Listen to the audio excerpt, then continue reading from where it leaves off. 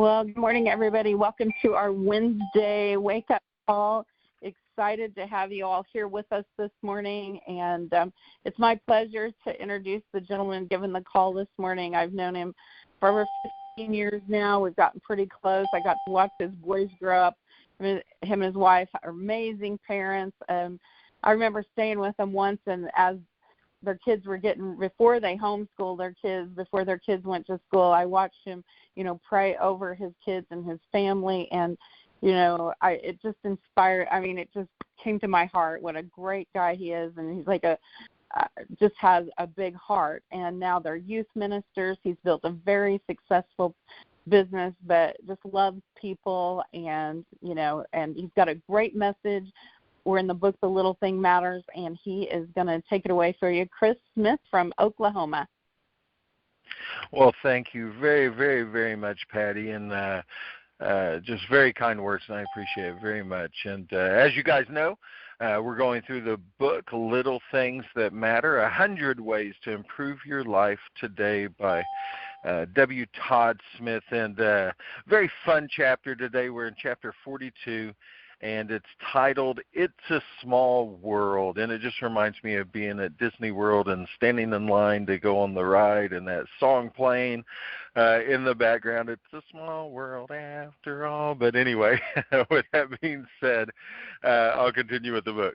As they waited to be called into the courtroom, two teachers were discussing their jury duty assignment. Juror number one mentioned how glad he was that they was able to find a substitute and didn't have to ask the assistant principal to stand in. Then juror number two complained the assistant principal at my school couldn't run the class if she wanted to. Juror one then asked, "Where do you teach?" Juror two responded, "Lakeview High School." Then juror one replied, "Ah, you must be talking about Ellen. She's my wife." So what an awkward situation. Like juror number two, too few people realize that what they say and do can offend people and will likely have a ripple effects on their life, lasting perhaps a week or even a lifetime. At the heart of this lesson is the reality that, indeed, ours is a small world, made even smaller by the Internet. Whether you're an employee, a sales professional, or an entrepreneur in today's world, there's a good chance people may already have searched your name online to see what they could learn about you. Career advocates warn us not to burn bridges or even say anything negative about a former employer in an interview. I would go a step further and recommend that you never burn bridges in any area of your life or speak negatively about anyone, period. Some people have carelessly burnt bridges behind them, offensively and unpleasantly ending relationships, and in many cases, they have passed the point of no return. Consider these very plausible situations. Situation one, the woman at the athletic club whom you have treated with a cold shoulder may be the wife of your husband's most important customer. Or the man standing behind you in the grocery store who heard you being disrespectful to the cashier may be one of the business leaders on the scholarship committee of your daughter's school. Then on the other hand, the elderly person whose tire you changed on the side of the road may be the brother of the chairman of the board of your company, or the hostess of your favorite restaurant to whom you've always treated respectfully may be the daughter of your most valued prospective client. The older I get, the more of these small world consequences I see. I have come to the understanding and appreciate that we live in a connected world, and these connections play a vital role in our lives. Benjamin Franklin says, "It takes many good deeds to build a good reputation, and only one bad one to lose it." You never know whether an offended person might be entering your life again at a future date. Why risk alienating anyone? Every interaction we have with someone does one of two things. It helps your reputation or it hurts it. And my 2 cents real quick on this, as the youth pastor, if I was teaching my students about this subject, I would point out what the Bible says about it. And in Proverbs 22:1, it says, a good name is to be more desired than great wealth. Favor is better than silver or gold. And then in Ecclesiastes 7:1, it says, a good reputation is more valuable than costly perfume. The Bible is clear that a good reputation is a great value and therefore should be something we strive to earn and maintain. So with that, Patty, I'll see what you have to say about it today, and then I'll come back and close it up.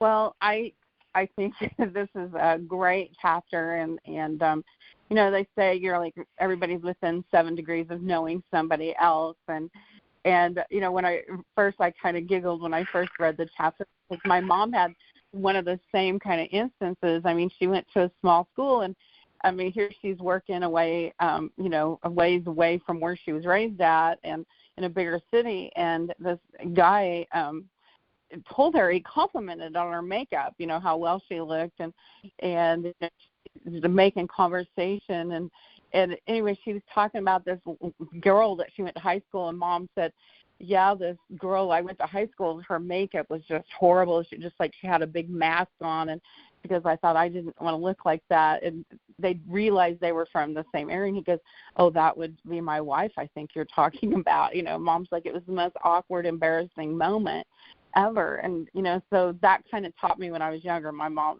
told me don't talk about other people because you never know. But when we were in Hawaii on our honeymoon, it was like this people, and we live in Kansas, and I kind of learned this too. This couple got on the elevator from us, and they said, where are you from? We said, Kansas. They said, what part?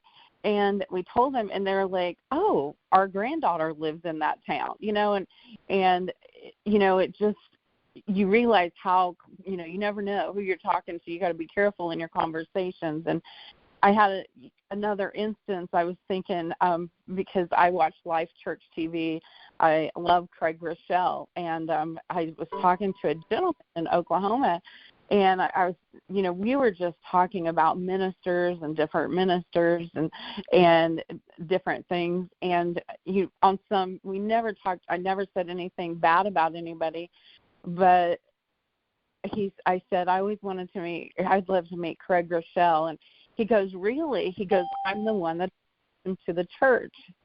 But I thought at that, when I was reading this, what if I would have, before we ever said that, what if I would have said something bad about this? This would have been a big, business partner of mine that I would have blown out of the water had I criticized how he preached or anything. But I guess, the whole point is you've just got to be really careful. And I try really, really, really hard not to talk about people in a negative way because, it is a small world. It really is a small world, and I think that brought to the point. And I live in, we would say maybe like Mayberry, USA, very small community, and I used to be county treasurer, and I learned, just by working there, how many people were related. There's just like few families that everybody's related to everybody, and you just can't say things because I could have been voted out, lost my job or anything if I would have talked badly about people.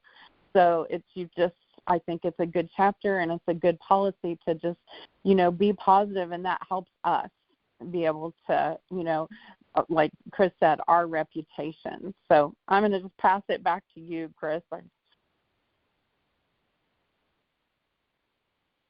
Are you there, Chris? I just have Hello? to unmute. I'm sorry about that. I'm here. Okay. I'm here. All right. So with the Little Things Matter Challenge, it says, it's time for a reputation checkup. Your reputation is a lifelong accumulation of your actions and your interactions with people around you. What does your reputation say about you today? What would your previous neighbors, coworkers, or business acquaintances say about you if they were asked a personal recommendation? Have you burned bridges in the past? Most of us have at one time or another, but it is possible and advisable Make amends. Oftentimes, when you go out of your way to restore a previously damaged relationship, you make a stronger, more favorable impression than if you were to just ignore the issue. So I think that's a very good way to end this conversation. Just like Patty was sharing, we have all seen examples in our life of how small this world is. We can be 150 miles away from our house and meet our neighbor. It's crazy. And in conversations, just like Patty said, those opportunities come up that, we're like, oh man, I'm glad I didn't say this or that, because you didn't know who you were talking to. So, but just like the book's saying right here, we mess that up sometimes. Sometimes we do, burn bridges or do things wrong. But I love what it says about the most advisable thing to do is to make an amends. Go fix that situation, and like it says, it leaves a more favorable impression than if we were to just leave it alone. So moving forward, fix what we've messed up, and then don't mess up stuff anymore. Guys, have a wonderful day. So glad that you're here. Remember to join us again tomorrow and every day, Monday through Friday, for this call. Y'all have a wonderful day, and Patty will unmute us so we can say bye to each other.